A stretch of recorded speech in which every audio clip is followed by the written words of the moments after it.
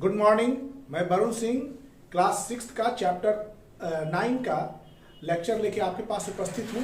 तो क्लास 6 में 9 चैप्टर जो है उसकी क्लास को हम लोग पढ़ रहे हैं। 9 chapter living organism and their surrounding. इसके बाद जो है इस पिछले क्लास में हमने स्टडी किया था स्टिमुलस के बारे में कि living thing respond to stimuli. तो जितने भी लिविंग थिंग हैं स्टिमुलस आपका 4th पॉइंट था। स्टिमुलस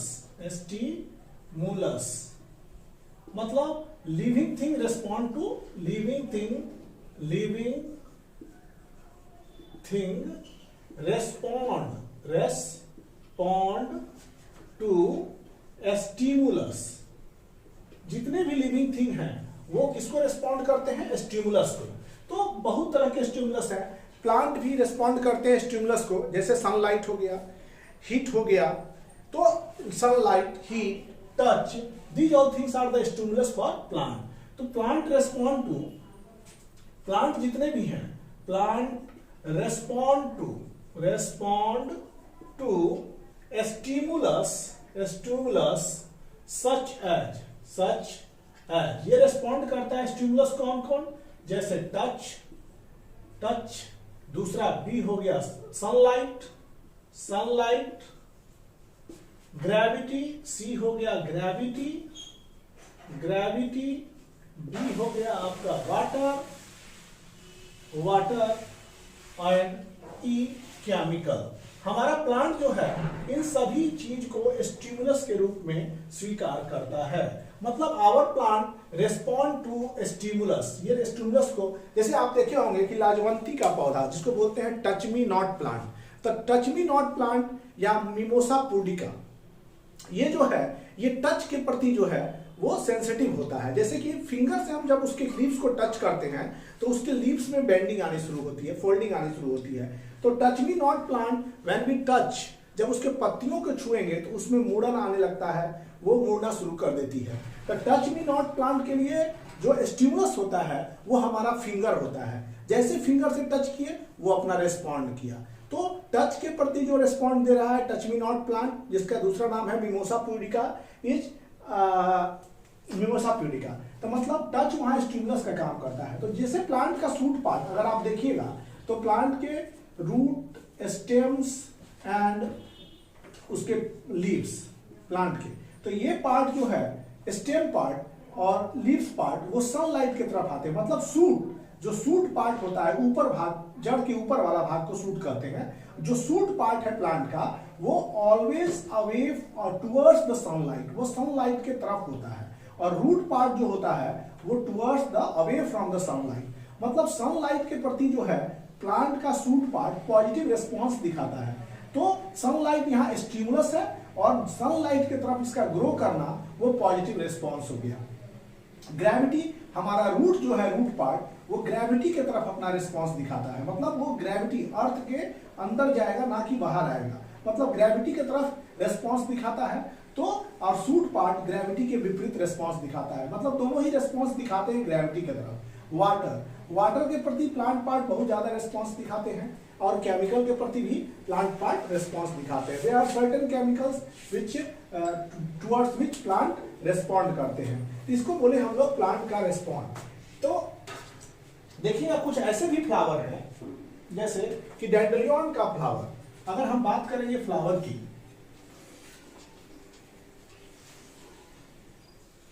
फ्लावर जैसे स्टिमुलस में डैंडेलियन फ्लावर जो है ये एक फ्लावर है। Opens the petal in bright sunlight, open करता है, ओपन द पेटल, ये पेटल ब्राइट सनलाइट में ओपन करता है। पेटल इन ब्राइट सनलाइट मतलब ये चमकीले सूरज के प्रकाश में अपना जो है वो पेटल को खोलता है। एंड क्लोजेस द पेटल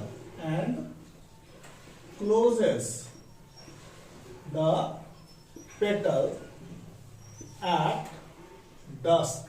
वो मतलब रात्रि में जो है जब सूर्य अस्त होता है तो उस समय, डस्क मतलब सूर्यास्त के समय ओपन करता है ब्राइट सनलाइट में पेटल को, और क्लोज करता है डस्क में, मतलब इवनिंग टाइम में, एट द नाइट टाइम। क्यों? देखिए ये प्लांट जो है ब्राइट सनलाइट के प्रति रिस्पॉन्स दिखाता है। प्लांट का फ्लावर, जैसे ब्राइट सनलाइट होगा पौधा का फूल जो है खिल जाएगा, और जैसे शाम होगा तो पेटल क्लोज हो जाएंगे। तो डैंडेलियन फ्लावर किस स्टिमुलस पर काम करता है? तो लाइट पर, मतलब light is a stimulus for the dandelion flower. Light एक डैंडेलियन फ्लावर का स्टिमुलस का काम करता है। लाइट पड़ते ही, ब्राइट लाइट पड़ते ही उसका फूल खिल जाता है, और जैसे ही ब्राइट लाइट खत्म होता है, डस्क का समय आता है, एट द इवनिंग टाइम वो पेटल क्लोज हो जाते हैं। तो डैंडेलियन फ्लावर बहुत अच्छा उदाहरण है स्टिमुलस दिखाने का प्लांट में, क्योंकि ये रिस्पॉन्ड करता है लाइट को। तो लाइट स्टिमुलस हुआ डैंडेलियन फ्लावर के लिए। मतलब स्टिमुलस मतलब जिसके प्रति हम रिस्पॉन्ड दिखाते हैं, दैट इज स्टिमुलस। अब हम लोग बात करेंगे कि मून फ्लावर, एक other flower is moon flower. Moon flower, what is moon flower? ये थोड़ा सा उल्टा काम करता है। तो मून फ्लावर को क्लोज करता है, ये close it's petal during day time, दिन के समय में ये अपने पेटल को क्लोज कर लेता है। Moon flower closes its petal during day time and open its petal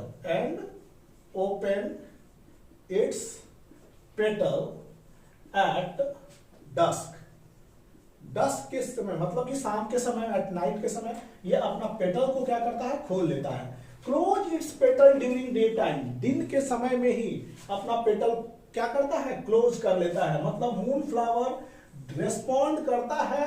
कैसा रिस्पॉन्ड करता है? क्लोज करके रिस्पॉन्ड दिखाता है। मतलब कि लाइट नहीं है तो वो अपना रिस्पॉन्स दिखाता है कि हम क्लोज हो गए।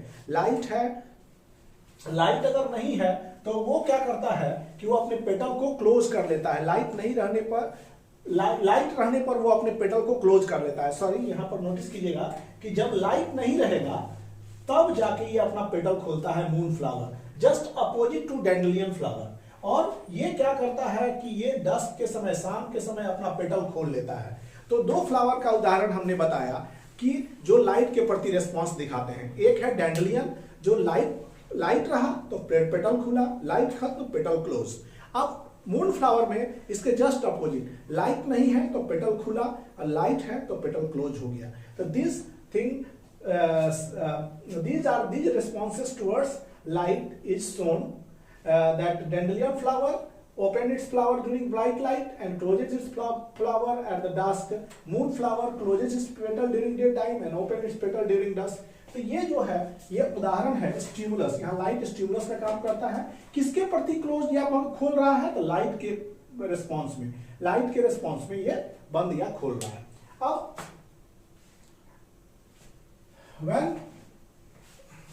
अब चलते हैं हम लोग रेस्पिरेशन। अगला पॉइंट स्टिमुलस के बाद का 5th पॉइंट है रेस्पिरेशन पर हम लोग विचार करेंगे। 5th point is respiration. Respiration में हम लोग चल रहे हैं रेस्पिरेशन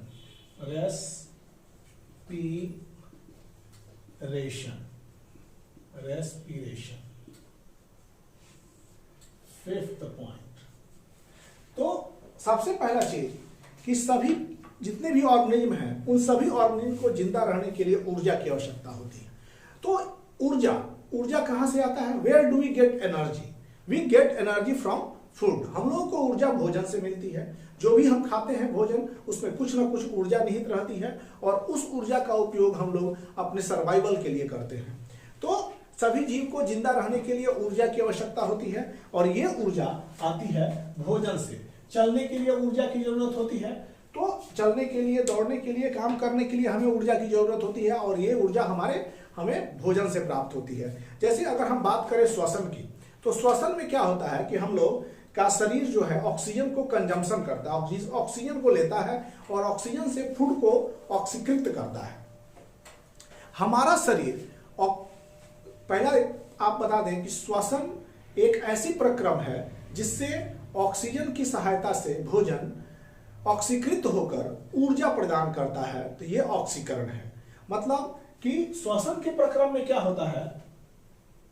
एक श्वसन, मतलब इसमें रेस्पिरेशन, अगर रेस्पिरेशन बात करें तो रेस्पिरेशन इज प्रोसेस, ये एक ऐसा प्रोसेस है, respiration is a process in which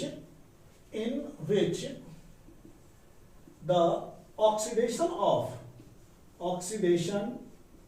of food takes place with the liberation of energy, with the liberation of energy means respiration वह प्रक्रम है जिसमें भोजन का ऑक्सीकरण होता है। भोजन जनरली हम लोग का क्या होता है कि ग्लूकोज, ये सब ग्लूकोज, प्रोटीन, फैट्स, खासकर ग्लूकोज अगर फूड है तो food plus oxygen gives CO2 plus H2O plus energy. ये एनर्जी जो मिला तो रेस्पिरेशन में एनर्जी मिलता है। अगर बात करें ब्रीदिंग की तो रेस्पिरेशन और ब्रीदिंग दोनों में डिफरेंस है। ब्रीदिंग क्या हुआ, अगर हम वन ब्रीथ का अर्थ है वन इनहेलेशन, एक ब्रीथ का अर्थ है कि हम CO2 को अगर ऑक्सीजन को अगर अंदर लेते हैं तो दिस इज इनहेलेशन। अगर हम कार्बन डाइऑक्साइड बाहर छोड़ते हैं तो उसको बोलते हैं एक्सहेलेशन। तो this is not respiration. Respiration क्या है कि रेस्पिरेशन एक प्रोसेस है जिसमें फूड ऑक्सीडाइज हो जाते हैं ऑक्सीजन के प्रेजेंस में और कार्बन डाइऑक्साइड, वाटर और एनर्जी रिलीज करते हैं। तो रेस्पिरेशन ये हुआ। रेस्पिरेशन में जो भी एनर्जी होता है उसको हम लोग ATP के रूप में यूज करते हैं। ATP एनर्जी जो बनता है हमारा शरीर उसको ATP के रूप में ग्रहण करता है। The energy released during respiration, energy released in respiration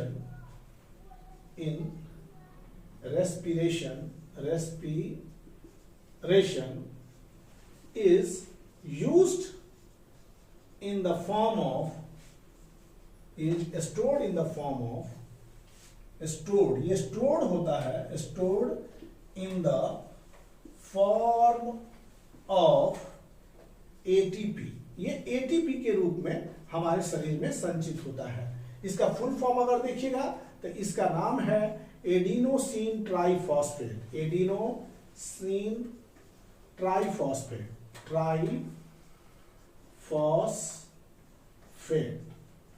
ये ऊर्जा जो है हमारे शरीर में संचित होती है।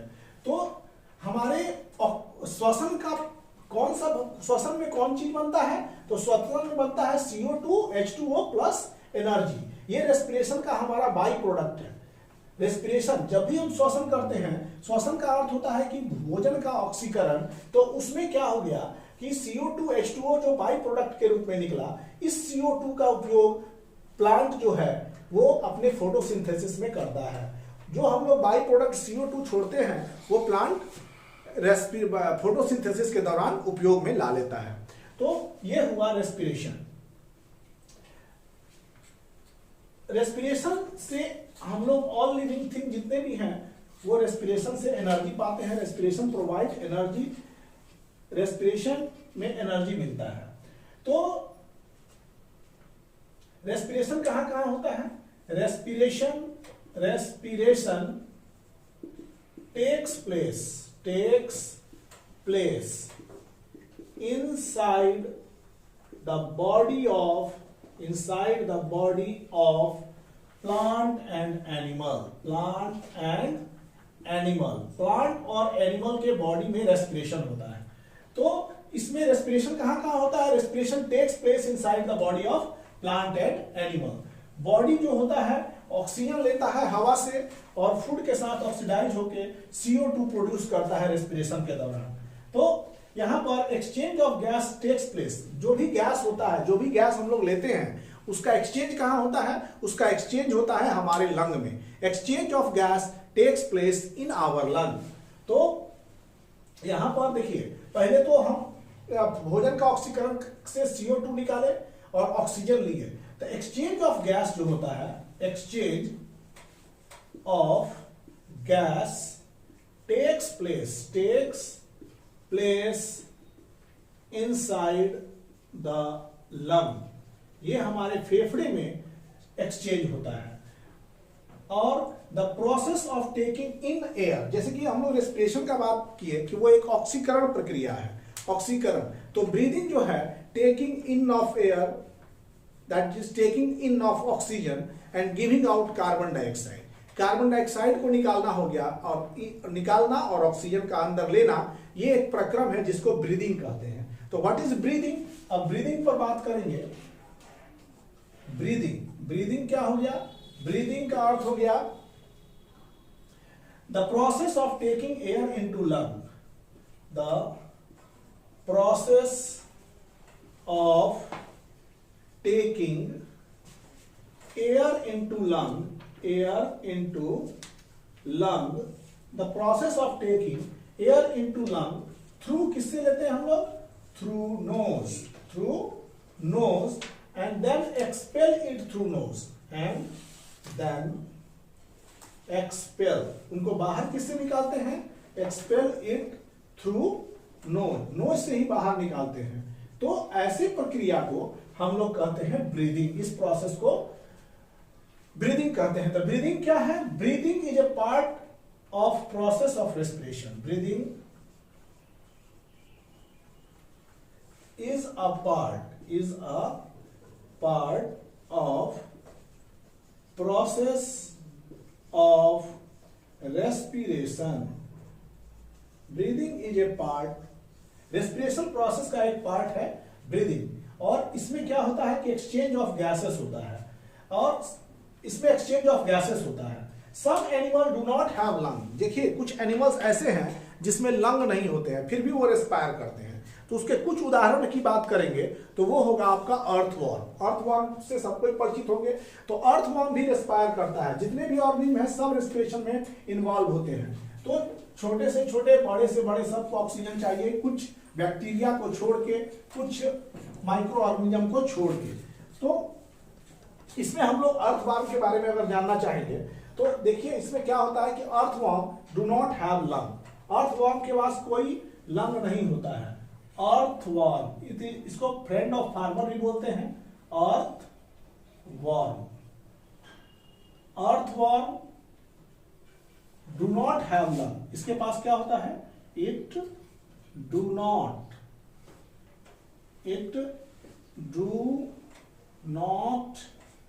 हैव लंग, इसके पास कोई लंग जैसा चीज नहीं होता है। तो बताइए कि हम लोगों के पास तो एक स्पेशल ऑर्गन मिला हुआ है लंग, जहां की एक्सचेंज ऑफ गैसेस होते हैं, लेकिन अर्थवॉर्म के पास कोई लंग नहीं है। ये ब्रीथ थ्रू द स्किन, ये क्या करता है? It breathe through their skin, वो अपने त्वचा से सांस लेता है। स्किन, वो अपने त्वचा से सांस लेता है अर्थवॉर्म। तो अर्थवॉर्म का त्वचा में क्या ऐसा खूबी है जो वो त्वचा से सांस ले लेता है? तो अर्थवॉर्म का जो बॉडी है, अगर बात करेंगे अर्थवॉर्म के बॉडी, उसमें बहुत सारा सेगमेंट होता है।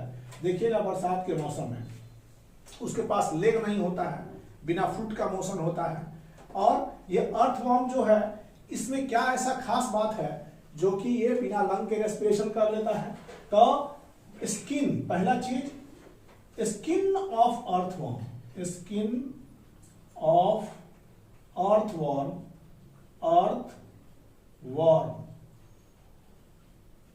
ये कैसा होता है? पहला होता है कि मॉइस्ट, थिन होता है। Skin of earthworm it is thin. ये क्या होता है? दूसरा, इट इज मॉइस्ट, ये गीला भी होता है। तीसरा क्या होता है कि हैव रिच ब्लड सप्लाई, इसमें देखिए it have rich blood supply, इसमें ब्लड का सप्लाई बहुत जबरदस्त होता है। Blood supply, it has rich blood supply. इसमें क्या होता है कि अर्थवॉर्म एक पतला, एक तो शरीर उसका पतला होता है, दूसरी त्वचा में नमी होती है। इट इज मॉइस्ट, इसका त्वचा मॉइस्ट होता है, नमी होती है। और it has rich blood supply, उसके त्वचा में चारों तरफ से ब्लड का जो सप्लाई है बहुत ज्यादा होता है, जो कि गैसियस एक्सचेंज के लिए बहुत महत्वपूर्ण है। त्वचा में पतली होना, त्वचा में नमी होना और उसके शरीर पर चारों तरफ से ब्लड वेसल्स का लगना, ये बात दर्शाता है कि ये अर्थवॉर्म जो है बहुत अच्छी तरह से ऑक्सीजन और कार्बन डाइऑक्साइड, ऑक्सीजन ले सकता है, कार्बन डाइऑक्साइड छोड़ सकता है। तो अर्थवॉर्म किसके थ्रू ब्रीथ करता है, रेस्पिरेशन करता है? तो स्किन के through. Earthworm respire through their skin, breathe through their skin. तो इसमें स्किन के थ्रू होता है, मतलब ये त्वचा से सांस लेता है, यू कैन से। अब हम लोग पढ़ रहे हैं फिश। फिश के पास क्या ऐसी खूबी है जो पानी में रहते हुए डिसॉल्व ऑक्सीजन को अपने अंदर ग्रहण करती है? तो रेस्पिरेशन में अगर हम बात करेंगे फिश की, तो फिश का स्पेशल ब्रीदिंग ऑर्गन है, उसको गिल कहते हैं। फिश के पास जो ब्रीदिंग स्पेशल ब्रीदिंग ऑर्गन है उसे गिल कहते हैं। तो हम लोग बात करेंगे फिश की। फिश 6 पॉइंट है। फिश में रेस्पिरेशन, ये रेस्पिरेशन का ही पॉइंट है। तो इसमें अगर फिश की बात करें, फिश में होता क्या है? It has special organ for breathing. It has a special organ, इसके पास एक बहुत इंपॉर्टेंट ऑर्गन है called Gill, special organ for breathing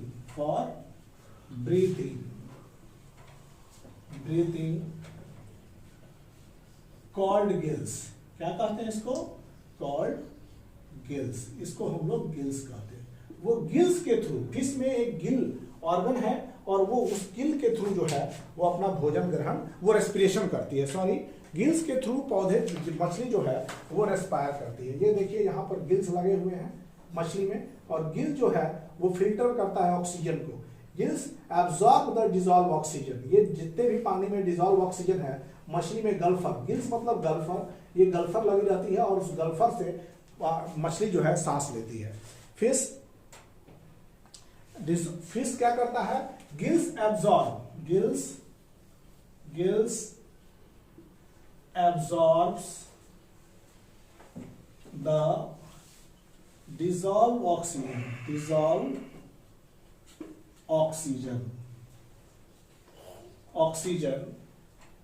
in water। हम लोग पानी में इस तरह से नहीं ले सकते हैं सांस। क्यों? क्योंकि हमारे पास लंग है और गिल्स क्या काम ही है कि डिसॉल्व ऑक्सीजन को पानी से निकालना। गिल्स एक ऐसा ऑर्गन है जो पानी से ऑक्सीजन को छान लेता है, जैसे चाहे छन्नी से हम लोग चाय पत्ती छान लेते हैं, उसी तरह से। तो ये हुआ आपका फिश का रेस्पिरेशन। अगर बात करें प्लांट में रेस्पिरेशन की, तो उसमें कैसे रेस्पिरेशन होता है इसके बारे में हम लोग समझेंगे। तो प्लांट में जो रेस्पिरेशन होता है, plant exchange of gases in plant during respiration takes place through tiny pore called stomata. इसमें देखिएगा रेस्पिरेशन इन प्लांट, यहां हेडिंग दे रहे हैं respiration in plant. Respiration in plant. Plant की पत्तियों में छोटे छोटे माइन्यूट पोर होते हैं। जो पत्ती होती है जिसको हम देख नहीं सकते हैं, तो अगर पत्ती में है तो पत्ती, जैसे प्लांट की पत्ती है उसमें छोटे छोटे माइन्यूट पोर लगे रहते हैं, और माइन्यूट पोर जो है वो पत्तियों में लगे रहेंगे और इनको हम खुली आंख से नहीं देख सकते हैं। छोटे छोटे माइन्यूट पोर्स होते हैं, और ये माइन्यूट पोर, माइन्यूट मतलब छोटे पोर in the leaves of plant, in the leaves of plant helps in the exchange of gases, in the exchange of gases. Minute pore in the leaves of plant help in the exchange of gases, and these minute pore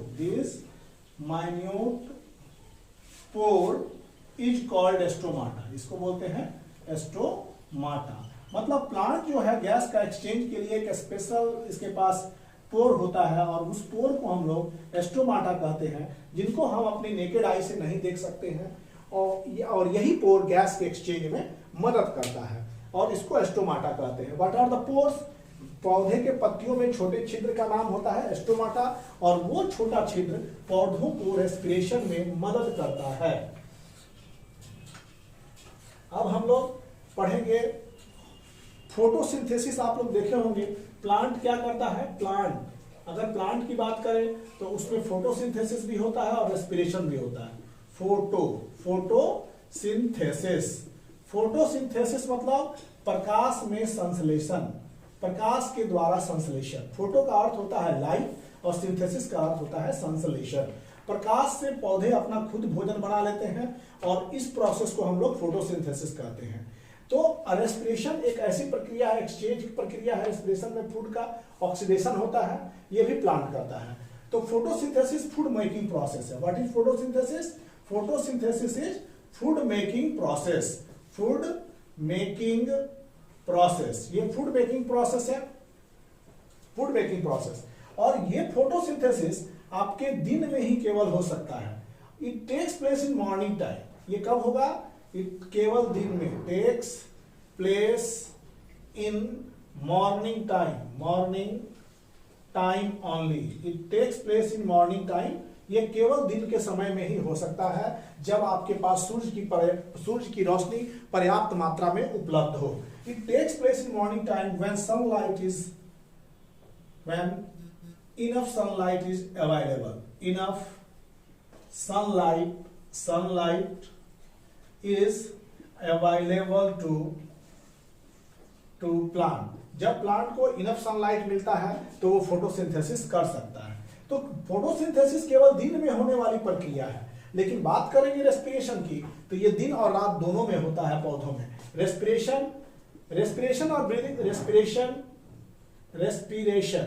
respiration in plant takes place during day and night. ये दोनों समय होता है respiration, दिन में भी होता है और रात में भी होता है। तो प्लांट टेक्स, इसमें रेस्पिरेशन दोनों में समय होता है, दिन में भी और रात में भी। तो इसमें होता क्या है, सबसे बड़ा चीज कि प्लांट जब फोटोसिंथेसिस करता है तो उसमें निकलता क्या है? ऑक्सीजन। वो ऑक्सीजन क्या करता है कि पौधा रेस्पिरेशन में कंज्यूम करता है। दिन के समय में पौधा रेस्पिरेशन के समय में कंज्यूम करता है, और पौधा रेस्पिरेशन के समय में CO2 जो छोड़ता है वो फोटोसिंथेसिस में इस्तेमाल कर लेता है। तो नथिंग इज, कभी कोई चीज बेकार नहीं जाता है। तो जो रेस्पिरेशन में पौधा CO2 छोड़ा वो पौधा फोटोसिंथेसिस में ले लिया फूड मेकिंग के लिए, और फोटोसिंथेसिस में जो पौधा ऑक्सीजन छोड़ा वो रेस्पिरेशन के दौरान वो प्लांट एक्वायर कर लिया। लेकिन रात की बात कहें तो रात में ये चीज खत्म हो जाती है। फोटोसिंथेसिस इज लैगिंग बिहाइंड और रेस्पिरेशन केवल होता है। तो रेस्पिरेशन रात में केवल रेस्पिरेशन होता है, फोटोसिंथेसिस रात में नहीं हो पाता है। तो दोनों केसेस की अगर बात करें तो दिन और रात में होने वाली प्रक्रिया रेस्पिरेशन है प्लांट में, और फोटोसिंथेसिस केवल दिन के समय में ही होती है। अब अगला पॉइंट 6 पॉइंट है एक्सक्रीशन। जितने भी हम लोग चीज पदार्थ जो है खाते पीते हैं वो सब चीज किसी ना किसी हद तक कभी शरीर के अंदर वेस्ट के रूप में संचित हो जाता है, स्टोर्ड हो जाता है, और उन स्टोर्ड चीज को बाहर निकालने की प्रक्रिया को एक्सक्रीशन कहते हैं। तो अब अगला पॉइंट है, उसका नाम है एक्सक्रीशन। एक्सक्रीशन आपको बता दे, there are so many terms. एक्सक्रीशन मतलब बेकार की चीज को बाहर निकालना। आप साइंस में जब भी बड़े होंगे तो पढ़ेंगे, एक सिक्रीशन होता है, सिक्रीशन, और एक हो जाएगा एक्सक्रीशन। एक्सक्रीशन जब मान लीजिए कि कोई यूजफुल थिंग अगर निकलेगा, यूजफुल सब्सटेंस कम्स आउट, तो इसको बोलते हैं सिक्रीशन। अगर शरीर से कोई यूजफुल थिंग निकल रहा है, जैसे आंसू भी यूजफुल है, सिक्रीशन। तो यूजफुल कोई चीज निकलेगा, मतलब यूजफुल के लिए अगर बात आएगी, सॉरी आंसू की बात नहीं कहेंगे, शरीर में कोई चीज हार्मोन निकलता है तो सिक्रीशन, एंजाइम निकलता है तो सिक्रीशन। तो जब कोई यूजफुल थिंग हमारे शरीर से निकल रहा है तो उसके लिए टर्म आता है सिक्रीशन, और वही कोई चीज बेकार जो हमारे शरीर से निकलता है तो उसके लिए आता है term excretion. Waste matter coming out, waste matter coming out from body, from body. हमारा बॉडी वेस्ट मैटर को बाहर नहीं रखता है, इसको एक्सक्रीशन कहते हैं।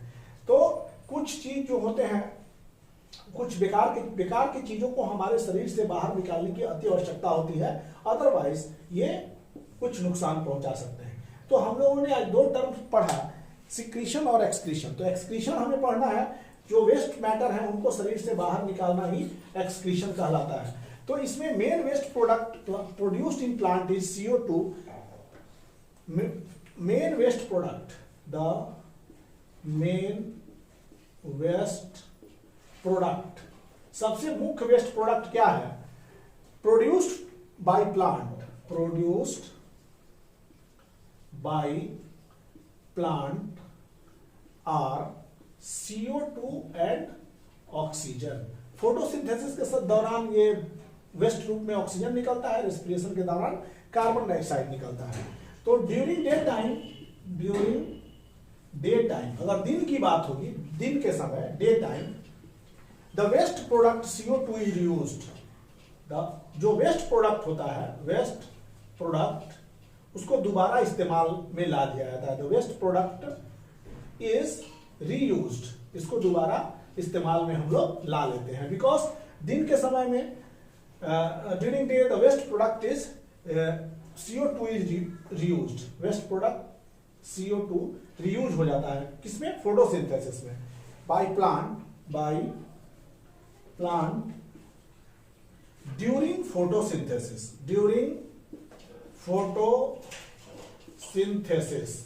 मीन्स प्रकाश संश्लेषण के दौरान प्लांट जो है CO2 को दिन में यूज कर लेता है।